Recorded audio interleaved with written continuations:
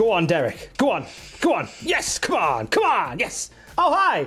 Don't mind me. I'm just playing Raid Shadow Legends. If you subscribe now and use the name Tom when you do so, you don't get anything. Because I just want to be sponsored by Raid Shadow Legends. Is that so difficult?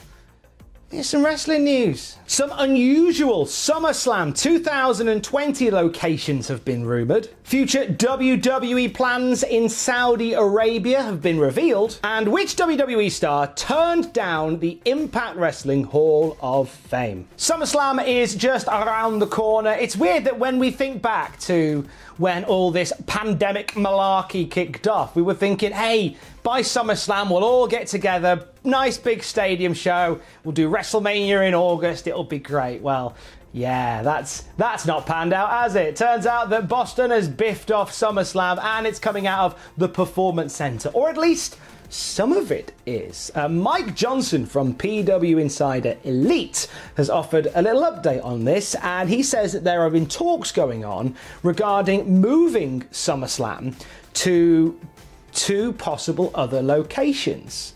One being the beach, which there's plenty of in the Orlando area, or this is the one I'm most intrigued by, having SummerSlam or parts of SummerSlam on a boat. Yes, that is one of the hot subjects at the moment, is sort of how to make SummerSlam a little bit more intriguing, and the idea of having it in the Performance Center once again is something that will probably end up happening to an extent, but they do want to try and move some of the show to other places to give SummerSlam that special feel. Having it on a beach, you could do. I'm seeing wrestling companies around America start to come back by holding outdoor shows, like Game Changer Wrestling have been doing a lot of outdoor stuff lately, and it looks nice. Like, aesthetically, if you get the right backdrop, it's very aesthetically pleasing to do. So a beach setting would be nice for SummerSlam. I could see WWE, with the money they invest in things like that, making that look really special. The boat one is very intriguing to me, having SummerSlam held on a boat. Now, we've had wrestling on a boat before, of course. Hi AEW and the Rock and Wrestling Rager. How are you doing today?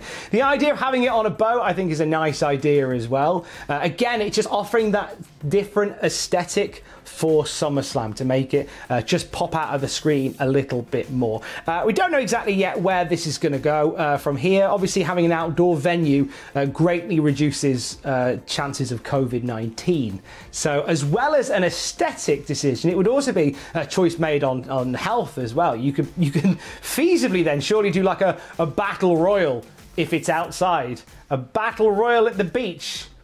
Maybe you could be a bash at the beach. That'd be quite a fun name for a show. Bash. Have a bash at the beach. Yeah. Might make a note of that one. Away from SummerSlam, the conversation of Saudi Arabia has come up in conversation recently. Obviously, WWE signed a commitment to do at least 2 shows per year from Saudi Arabia. And then, of course, the world caught fire. So that hasn't happened for some bit. And regardless of the controversy surrounding doing shows in Saudi Arabia, there is still an obligation for WWE contractually to do those shows. And when asked about returning to Saudi Arabia during the annual shareholders meeting, Vince McMahon said, quote, "That's a possibility." Obviously, Saudi has been going through what we in America have been going through as far as COVID is concerned. Right now, I think they're doing a little bit better than we are in the US, considerably better. So there is a possibility that we will still get a show in before the end of the year, as we scheduled. But we are not certain, because who can be certain about what COVID-19 is going to do? So Vince McMahon, through it all, is still keen to get a show in Saudi Arabia in October, despite all the things going on the planet right now. Just Vince McMahon's reaction to COVID-19 has been discussed quite a few times on this channel and at Cultaholic.com. He sees it as an inconvenience. It kind of gets in the way of some of his big plans for the year. And I would imagine if there's even the slightest possibility that he could put on shows in Saudi Arabia, then he's going to do so.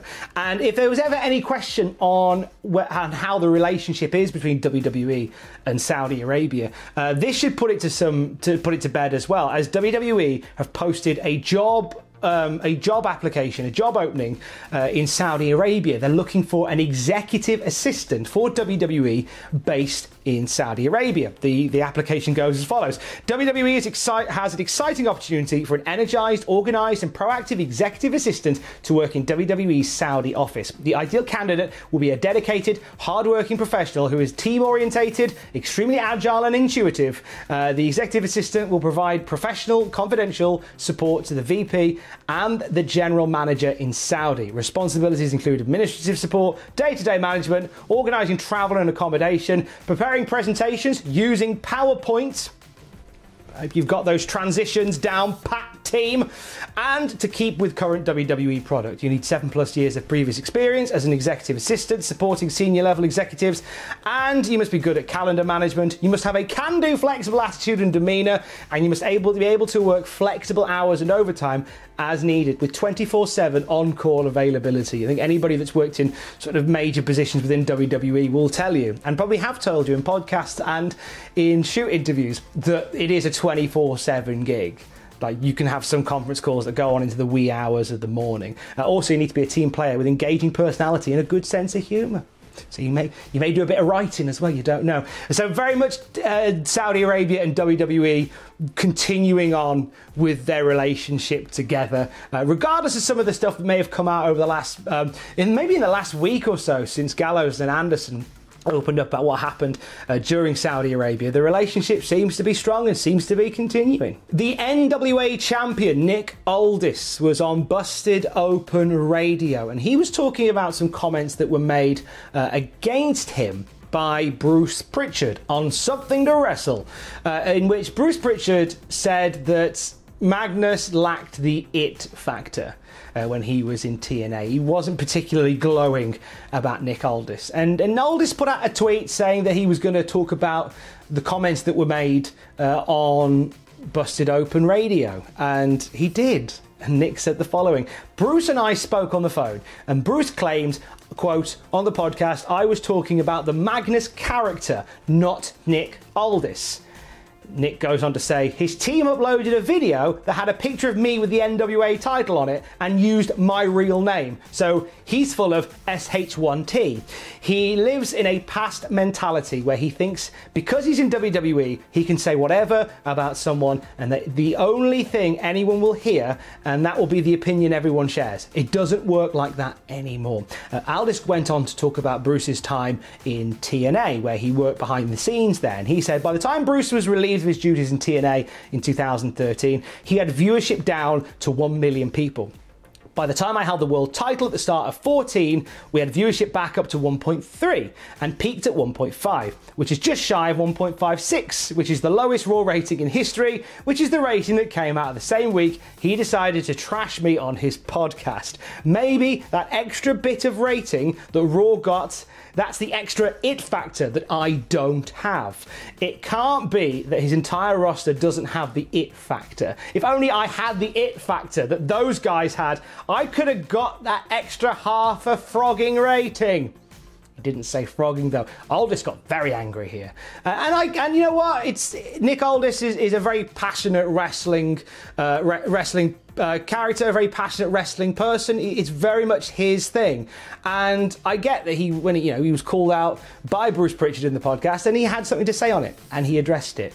And in passionate sense as well. You can listen back to Busted Open Radio and hear what Nick had to say. And also, if you want to find out a little bit more about Nick Aldis, going to do a little cheeky plug here. Not only was he on Straight to Hell with Ross Tweddle a little while back, you can see the 5 things that Nick Aldis would want to get rid of from the wrestling world. This is pre-Pritchard, by the way. But he was also my guest on Desert Island Graps, where we talked about 3 wrestling matches that you'd happily watch while stranded on a desert island. And also, we talk about his time as Oblivion in Gladiators. That's a very British reference. If you enjoy Gladiators and you're in the UK, you'll be excited to know, in that episode of Desert Island Graps, we talk for about 10 minutes on Gladiators. You're very welcome. And finalamo, they don't want none. They don't want any. They're not like some, no thank you, governor. They don't like it up.